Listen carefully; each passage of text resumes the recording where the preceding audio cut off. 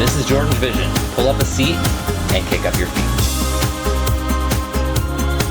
Welcome. How are you guys doing? It's time for another episode of Beyond Belief, Fact or Fiction. We're getting near the end of the series. We are on Season 4, Episode 11. And I'm kind of on the biggest high that I've been watching the show because Episodes 9 and 10, I'm coming off back-to-back 5 out of 5s. I almost won a third straight 5 out of 5. I almost kind of don't, too, because y'all are going to think I'm cheating. But I'm still going to do my best here, obviously. Those two 5 out of 5s also bring me to a season total of 30 out of 50, which, of course, the previous season, Season 2 and Season 3, I got 36 out of 65, so I'm in pretty prime position to surpass that. Hopefully, of course, I can't count my chickens before they hatch, obviously, but yeah, again, if you're not familiar with the show, we see 5 stories, we guess whether each one is either true or made up by the show's writers, and then we guess, see how many we get right, and we score them, and, you know, last 2 episodes I scored 5 out of 5, so we'll see if it happens again. Without further ado, let's get into it. Season 4, Episode 11 of Beyond Belief, Fact or Fiction. Here we go. Before I get started, please remember to like, comment, subscribe, all that fun stuff, and don't forget reacting to art is sharing art. Channels like these benefit everyone from the viewers all the way up to the original creators themselves. Also, reminder, spoilers are likely, so if you haven't seen this episode yet and would like to, please feel free to click off and take care of that first. I'll be here when you get back, but for those of you who are sticking with me, pull up a seat, kick up your feet. This is Beyond Belief, Fact or Fiction, Season 4, Episode 11. We're winding down. Here we go. In trying to determine truth, we must examine things from all angles. For example, this what's that? viewed head-on is a simple, clean cube shape. Yeah, it looks like one. Turn it around to another angle. Yeah, that's not a cube at all. I don't know what that is. While you think you see something clearly, the truth may be hiding just around the corner. Yeah, almost looks like a Spider-Man logo. No matter what you take into your system to fight the flu, everyone agrees on one thing. You need plenty of rest. Yeah. Douglas Hibbert, and he's beginning to get that dull, achy feeling. Is it the flu? Is it beyond the flu? Is it, in fact, beyond relief? Maybe it's COVID. Attorney Douglas Hibbert had spent the last 5 days in Eureka, California, conducting hearings for the Employment Development Department. Yeah, he don't look too good. Stay home when you're sick, people. See you back in Sacramento. Okay. Oh, happy anniversary. And take care of that cold. I can't believe she shook his hand. She's about to have the same thing. Hope she's got some sanitizer handy. Hello. Hey, Carol. Hey, I knew it was you. How did it go? Minutes before call display. My body aches. Got a fever. Oh, Doug, I really wish you were home. You don't wish you had what he has. I'm a little worried about making the 5-hour drive with this flu. I'm thinking of spending the night somewhere. Really? It's probably wise, actually. I love you. I love you too. I mean, I hope he's not having an affair, but if what he says is true, then it's probably wise. How you doing? Oh, not so good. I have the flu. Oh, nasty stuff. I just got over it myself. Maybe you won't catch it again. Ah, Doug called his wife, Carol, right after he checked in. She was glad that he had found a nice, clean place to stay, but she was I hope worried it's about clean. his health. She begged him to get some rest. Go to sleep, buddy. Hang up right now and sleep. Doug had hoped to sleep through the night, but it was of no use. The flu Nah. wouldn't let him. Kept him up. I'm looking for an open drugstore nearby. yeah. You just follow Crystal Lake Drive for about a mile. We're safe now. You went through a swamp? Mr. Hibbert, geez, what happened to you? I need you to do me a favor. Well, Oh, sure. no. What? I need you to put this in the motel safe for me. I'm afraid I might lose it. What is it? Thank you. Okay, I'm confused. Is he gonna look? Why was Doug Hibbert soaking wet and covered with mud? But Good Harold had question. learned not to ask questions. At least he's got some integrity. Not snooping in on his guests. Lakeshore Motel? Hi, my name is Carol Hibbert, and I believe my husband Douglas Hibbert is registered there. Yeah, he's here. Okay. I Call him to keep check up. calling his cell phone, and I'm not getting any answer. Maybe he has it turned off. I mean, I know he's here. I just saw him. I mean, he was trying to sleep, so maybe. Yes, please. We do know he's not having an affair. Could you check on him and see if he's all right? He wasn't feeling well. Oh, sure. Just give me your number there, and I'll call you right back. He saw him a minute ago, but maybe. They're clean, no Harold mud was on those surprised clothes. But there was no sign of the wet, muddy clothes that Hibbert was wearing. Did he go to the candy machine? Maybe he went to the laundry to wash his clothes. I don't know. Oh, what's going on? Oh, I know what they're about to I say. need to talk to you about a guest I believe you have registered here by the name of Douglas Hibbert. What about him? He's dead. His car went Yeah. off the road. Harold Plum remembered the bag Douglas Hibbert gave him to keep in the safe. Yeah, what's in He that wasn't bag? sure if it would be there. He wasn't sure of Well. anything anymore. Yeah, I wouldn't be either.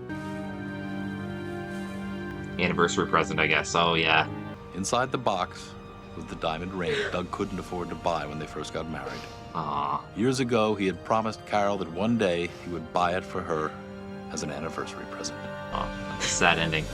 How could Douglas Hibbert have given the motel owner that diamond ring if he was already dead? Was his will to keep his promise so strong that nothing, not even death, could stop him from delivering her anniversary gift? Husband A lot to faced take that in there. reality. So he's sick, he checks into the motel, you know, the flu keeps him up, he goes to the drugstore and comes back, tells the hotel owner, you know, keep with what's in this bag in the hotel safe. Then the cops show up and he's like, Douglas Hibbert is dead. He went off the road going to the pharmacy. How does all that make sense? I'm gonna try and play devil's advocate here and construct how this could be true. I guess some things could have happened out of order. Like maybe when he checked in, he could have given the hotel owner the present or whatever.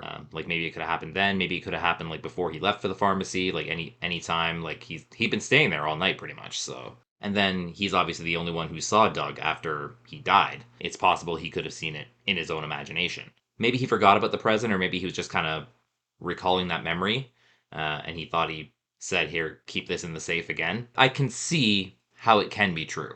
Yeah, that's what I'm going to go with. I don't think it's real complicated here. I'm going to mark the first one as true. One down. Let's see what's behind door number 2. Wheelchairs like this are used in many ways these days. Okay. There is, of course, the primary use as transportation for those that are unable to walk on their own. But recreational opportunities now exist for the wheelchair-bound. Yeah, there's like wheelchair basketball and stuff. And wheelchair basketball has become an Yep. exciting competitive activity. I've actually tried playing that before. It's a lot of fun. It's hard, but it's a lot of fun. I'd investigated many robberies in my downtown district, but the Tri-City jewelry heist is the one I will never forget. Okay. The guards were trained to take nothing for granted and to approach each delivery and pickup as a potentially dangerous situation. Yeah, nothing's ever routine when there's, you know, a crime spree. What the guards should have taken a closer look at was the flower delivery van parked across the street. Ordinary van. Yep, there they are. Stick 'em up. I'm sure one of you guys is allergic to flowers. Can you tell me where to catch the number 3 bus? I'm very late for a doctor's appointment and I'm a little lost. Oh! I guess he can. Get out of my way! Ah, that's cruel. Dude wasn't gonna be much competition. What are you doing? Are you crazy? Hey, compared to armed robbery, tipping over wheelchairs, kid stuff. I never expected to find anything out of the ordinary. I was wrong. At least they're not dead. Really didn't get a look at the guy, huh? Never saw him coming. Sorry. Did wheelchair guy see him? I was just passing by, minding my own business, when this guy comes running up, pistol whips the guard, and knocks me out of my chair. They're scum. That's what they are, scum. They're scum to everybody, but yeah. I got this special power that comes and goes. Special power. Sometimes when I get real mad, I see flashes of stuff in my mind. I was Psychic yelling at him, and visions? this address just popped into my head. 1211 Carlson Street. I know So he that's knows where they are. Sigma. Oh, to have a power like Let me that. need your address. I want those animals put away. Something tells me they will be. 1211 Carlson turned out to be an abandoned warehouse downtown. Not suspicious at all. I had no other leads. You look familiar. Where'd you get the money, bud? You should have seen I hope you're a the lottery look on winner. his face when I knocked him out of his chair. Yeah, you're a dick. I gotta know. How'd you find it so fast? Remember the guy in the wheelchair that one of you gentlemen knocked over? He told you. That's right. Let me Yeah. tell you something, detective. That guy in the wheelchair, he planned the whole thing. What? What? Yeah, we met. Why'd you knock him over? We decided to cut him out. Figured, what could he do? I'll check it out. Yeah, He's you do that. claiming that he's in on it? How did he know we'd be here? What do you mean? We changed hideouts. Snyder didn't know about this. What? 9. Wait, is that actually true? I vacated Snyder a week later and arrested him for armed robbery. He still insisted. No one had told him the location of the hideout. Okay, so there's not really a special power. Did he somehow overhear someone mention it? That seems unlikely. They were going out of their way to keep it from him. Was he truly psychic? It's possible, I've never seen though. evidence of that before.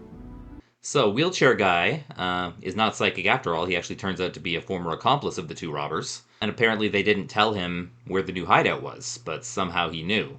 So, is there a way he could have known? You know what? There probably is. Like, I don't know, like, how big this organization is. Like, maybe someone could have told him. Maybe not the two who are committing the robbery, but someone could have told him. Or maybe he found out by overhearing something or hearing them talk on the phone, this is where we're moving, yada, yada, yada. It could happen. Like, if they were going with the original angle, that like the guy was psychic, I was almost kind of on the fiction train there. But, you know, once it got changed around and this guy did know them, like, he doesn't have to, you know, conjure an address up out of thin air. Like, he probably heard it somewhere. Don't know where. The story doesn't specify where, but it's possible that he did. So, you know what? I'm going to mark this one as true as well. Okay, got a couple of trues. Let's see what story number 3 has in store. Medical equipment designed for the purpose of sustaining life when our own vital organs cease to function. At its most effective, the system takes over temporarily until a medical solution or a miracle can be found. Julie Driscoll is currently being kept alive by life support. Her boyfriend Gary believes deep in his heart she will pull through. A show like this, maybe she can. Wonder what's wrong with her. My girlfriend Julie had been in a coma for the past 7 months. While driving, her head hit the windshield after she was Oh yeah, bounced car by a accident. pickup. She was on her way to meet me. We were gonna go to a movie. No. I hardly ever left Julie's side since the accident. That's boyfriend goals right there. I ran This guy never gives up. today. She got a new puppy, little golden lab. Aw, puppy. I read that it's good to keep talking to a comatose patient. Sometimes it can trigger something. Yeah, it probably is. Everybody misses you. Not as much as I do. You know, I love you, Julie. I want this story to have a happy ending so bad. I'm okay, Dr. Parkins. She looks so peaceful today. Oh, you're about to get bad news, aren't you? Lately, it seemed that Julie's parents were losing hope. It was hard for me to talk with them like I used to. Are they giving up? I know it's hard, but it's time for us to face reality. It's been 7 months, and Julie shows no sign of coming out of the coma. I've heard of recoveries after longer. We've decided to disconnect Julie's life support. No. Oh, you don't want to hear that. If Julie had just shown one sign of coming out of the coma, we'd keep her on life support. Nothing there, eh? Please, just one more day. Yeah. Knowing this show, that's all it's gonna take. I pleaded with Julie to respond. Yeah. I could feel our time running out. I love this guy's dedication. I can see both sides, but yeah. Okay, I know you can hear me. You have to come back. What do you want me to do? Girl, you're in there. How are you holding up, Gary? Oh. You don't look too good. You know, sometimes all the love in the world is just not enough. The Driscolls are gonna be here in a while, so why don't you give yourself a break? Oh, he doesn't want a break. Doesn't have a lot of time left. I knew there were no more options, but I just couldn't accept letting her go. I was finally ready to admit it was hopeless. And then... Gary. She's moving. She's moving. Wait. Julie, I heard you. Oh no, it's a disembodied voice. I hear you, Gary. Oh. I hear you too, Julie. I hear you. I can move. I can move. Look, you can't pull life support. She can move. Julie can move. You actually saw her move? But where'd the voice come from? Look, I know this is gonna sound crazy, but Julie spoke to me telepathically. Okay, so it's in his head. Yeah, they're not buying that. Julie, do something. Show them, please. Go ahead, Dr. Parkins. No, don't do this. Gary, look at my hand.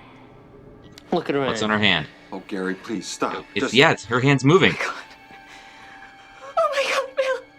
Look, her hand, it's moving! Her hand's moving. Yeah? Julie slowly regained consciousness, and after months of therapy, she was able to return to a normal life. The doctors were amazed by her total recovery. That's Julie crazy. And I picked up. Did Julie and Gary actually communicate telepathically? Or did Gary's sleep deprivation cause him to imagine that he heard Julie's voice? Sleep deprivation might do that. Why did Julie Talk about this one. I'm glad that story had a happy ending. I kind of wish we could have seen her awake.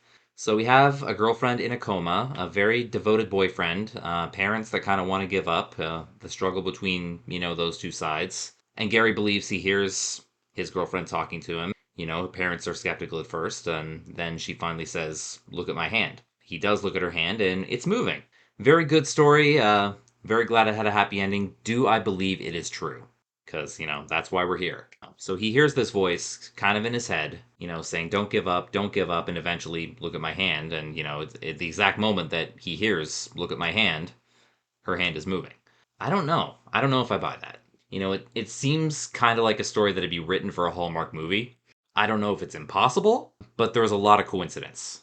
There's a lot of cliches in kind of like the Hallmark movies, like the whole struggle between, do we save her, do we not? Like people on both sides of that. It just seems like a perfectly crafted story. Yeah, I'm kind of on the fiction side here. As much as I want this story to be true, and if it is, I definitely want to read up on it because, it's a beautiful, happy ending story. Like, everything's in a bow. Like, I just don't know if it's true. And I will happily be wrong if it is true, but yeah, I think I'm going to vote fiction on this one. Okay, we got 2 more. Story number 4. Have you ever visited a Chinatown section in a major city? It's like a world unto itself. There's one in Toronto. Souvenirs such as these are found everywhere, making Chinatown a must-stop for many tourists. Some really interesting stuff there. Yeah. San Francisco, eh? Our family Yeah, a lot had of big cities have them. Can we go on the cable cars again? Later, after we eat, okay, bud? Okay. Lots of stuff to do in San Francisco. I didn't even go on the cable cars. I only spent like a day there. All the top tourist spots. The Golden Gate Bridge, Alcatraz. I did cross the Golden Gate Bridge on It foot. was our last. I'm hungry. Don't worry, we're gonna eat. How about this place? Rice-A-Roni? The duck looks pretty good too, doesn't it, Randy? Randy? Oh, Jim, where did Randy go? Just here. he was there. There he is. Oh, Randy! How did he get across the street so fast? is he a track star? He's a little curious, ain't he? It was totally unlike Randy to wander off like that. He didn't just wander off, he like Usain bolted off. 请刚入才传话， What? 就说文清师傅来了。 He knows Chinese? What do you think you're doing? You don't know how to talk Chinese. 我是文清。 Apparently he does. We're leaving right now. What? 搞完两位朋友有 Is this like a Prince and the Pauper story? Okay, it's time to stop the play acting. We're going back to the hotel. Well, whoever this kid is doesn't know them. 是师傅，这是你妈。 Wait. I wonder if this is like a reincarnation story or something like that. Like that's an old ancestor in Randy's body. Please. They've waited almost a century for this moment. Now, what are you talking about? That's our son in there. Right now, your son is Wen Qing, my great-grandfather's master. What? So it is. 多亏你了，到现在 Yeah. 还到我手就这个碗。 Yeah, I've heard stories like that, where ancestors die and they keep Jim, things that he owned. on? And that bowl must be one of those things. He was chosen to be Wen Qing's vessel. It is a great honor. 文治师傅，我们一定再见。 They're going to have lunch. Oh, Randy's back. How'd I get in here? And he doesn't even remember. Here's your bowl back. Oh no. It's his bowl. And there was some Chinese words written on the side of the bowl that he translated for us. They said, "Embrace this bowl until next we meet. I shall return as a child from the yellow fields of wheat." Kansas. The crop we Is it possible that a young farm boy from Kansas could be possessed by the soul of a Chinese artisan? If not, how could the boy suddenly speak Chinese? Young Randy never spoke a word of Chinese before or after this incident. Well, I don't know if I believe in reincarnation, and I don't know if it's relevant if I believe in reincarnation. A lot of cultures do. Obviously, there was this ancestor who owned that bowl, or who made that bowl, or whatever. And all of a sudden, this little kid wanders into their shop and is like, I'm back. Is my bowl in there? And the bowl is in there. And it just happens to be a kid from Kansas on vacation in San Francisco who'd never spoken Chinese before. Or based on the fact that I do know these cultures do believe in reincarnation and do put a lot of stock in reincarnation. Like, there was a King of the Hill episode, actually, where people thought Bobby was a reincarnation of, a great ancestor. And they put all these objects, like on a carpet to say, if Bobby is the true reincarnation, he'll know which object belonged to him. I do know a lot of cultures believe in that, so I don't know if it's relevant if I believe in that or if you believe in that.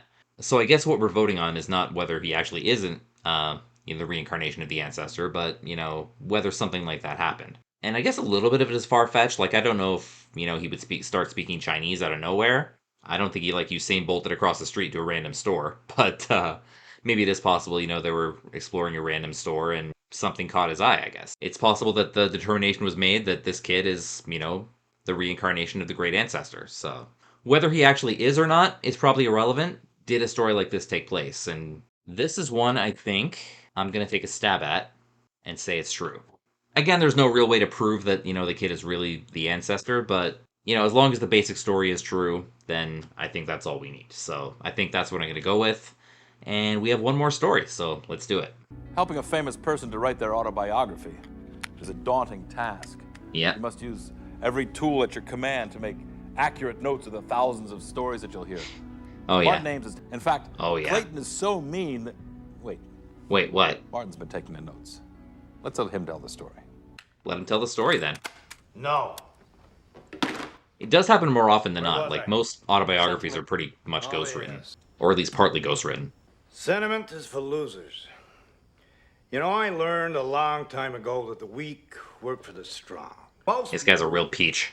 They think that whatever they're earning now is all they deserve. And they're right. I can tell you who this guy reminds me of, but I'll keep it to myself. It was my first paying job as a writer, and I was excited. But that You're didn't excited last about long this? Once I own a townhouse in New York, another on the beach in Barbados, and a villa in the south of France. At first, I took my notes in longhand, but I switched He's a to dick tape and he's recorder boring. So I could tune out his obnoxious opinions. Yeah, that's probably a good idea. What do you think, Marty boy? Pretty good, huh? I'd say I got myself a bestseller happening right here in this room, wouldn't you? Say yes. I wouldn't buy it. Yes. You gotta play little mind games with the worker ants. Let them think the other guy is doing a better job than they are. Yeah, we're not talking about actual ants. I hate him. Yep. Does anybody like him?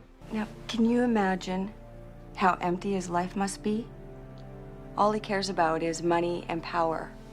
Yeah. We have More to so life than much that. more than he'll ever have. Money is only one way to be rich.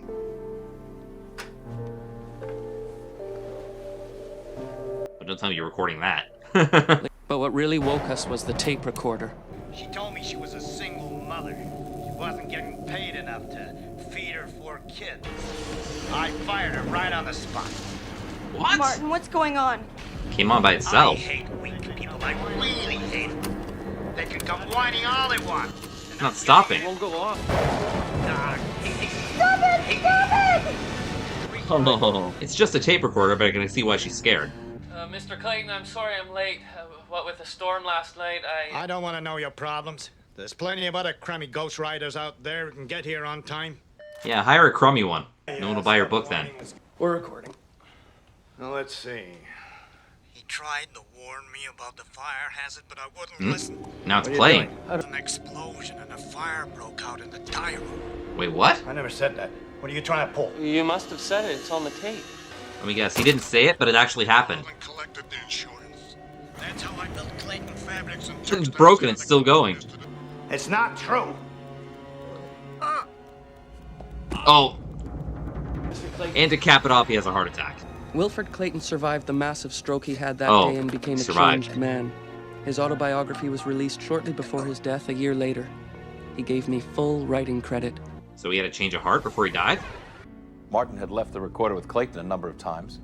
Did Clayton record a confession out of guilt and then push the wrong button trying to erase it? Or was his brain in such a pre-stroke condition that he might have said something involuntarily? Talk about this one. When it's something like this, like a big famous mogul or whatever, or any kind of celebrity, I guess, I try to think if there's a real life comparison. Like if I can think of an actual person that I can compare this to that might be the same person. Obviously, there's similarities between him and some people, but I don't know if I've heard of a guy, confessing to something on a tape while, dictating an autobiography. Doesn't mean it didn't happen, but obviously the ghostwriter thing, happens to a lot of famous people. Famous people are busy. They don't have time to just sit down and write a book. And, they trust the writers to do a lot of work. In fact, there's a lot of people who say they've been misquoted in their own autobiographies. I think Charles Barkley said something like that. As much as in a general sense, you know, this kind of stuff does happen, I don't know if it's true that, you know, this guy confessed to a bunch of stuff on tape without knowing it. I don't think I've heard of anything specifically like that.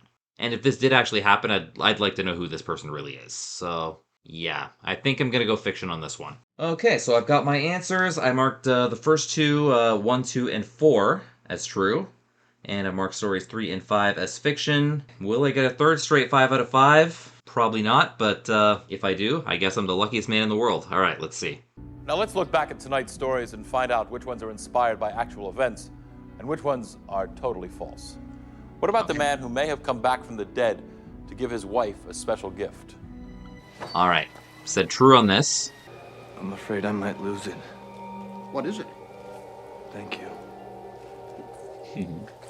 If you thought this story was based on a real-life occurrence, you're right. Okay. Our research uncovered a similar incident.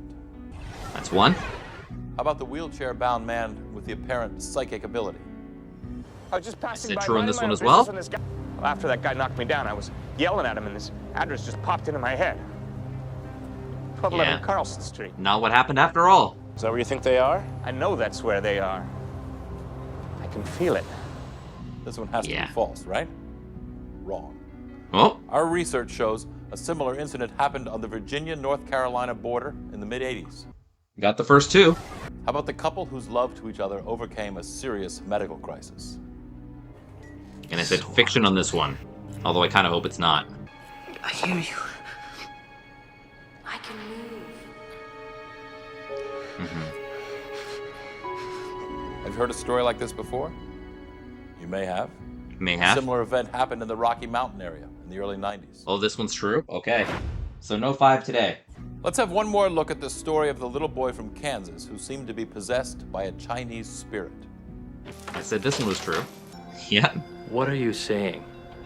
The spirit of the great artist Wen Qing is in your son. That is a freaky story. Did a similar story to this one take place?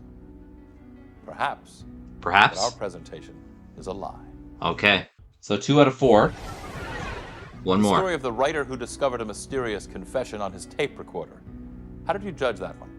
And I said fiction on this one. People were running and screaming everywhere. Some were trapped and couldn't escape. 9 people I'd be died. freaked out. Denied it all and collected the insurance. That's how I built Clayton Fabrics and Textiles into the company it is today. Is this story so strange that it must be true? Not this time. It's This time? Okay. So I end up with a 3. Not bad. However you did, be proud of your achievement because the challenge of separating fact from fiction is a challenge that is truly beyond belief. No shit. All right, y'all, let's wrap the video up. All right, guys, thank you for tuning into my reaction to Beyond Belief Fact or Fiction, Season 4, Episode 11. So, I didn't get 3 straight 5 out of 5s, although when I got those first 2 right, I was thinking, oh my god, maybe? I'd end up with a very decent 3. Kind of keeps my percentage in line because I had 30 out of 50 before, and now I am at a 33 out of 55, which I believe is the same percentage, if my math is right in my head here. So, which means I only need 3 more correct out of the next 10 to surpass, or to match, my previous season total of 36. Should be easily doable, but again, can't count my chickens before they hatch. 2 episodes left in the whole series, I can't believe it. And yeah, we'll see what happens in the next episode, but that will wait until next time. Thank you guys so much for tuning in. Don't forget to like, comment, subscribe, all that fun stuff. Check out my sports vlogging channel, JordangeVision Sports, and until next time, this is Jordan saying you can be productive sitting at home on your couch. All you need is a TV, a great catalog, and a vision. This has been JordangeVision. Have a great one, guys. Take care, and bye-bye.